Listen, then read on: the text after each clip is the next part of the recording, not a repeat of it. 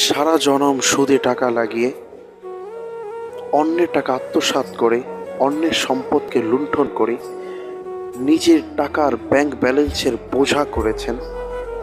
ঠিক কোরবানির সময় বাজারের সবচেয়ে সেরা গরুটাই এনেছেন।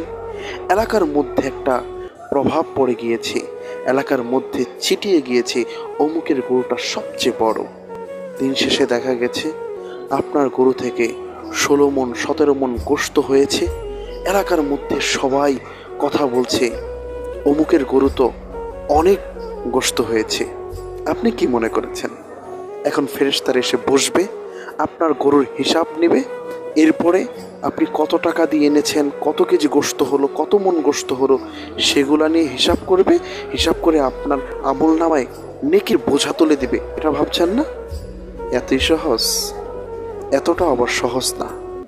হিসাবটা ভিন্ন হয়ে যাবে।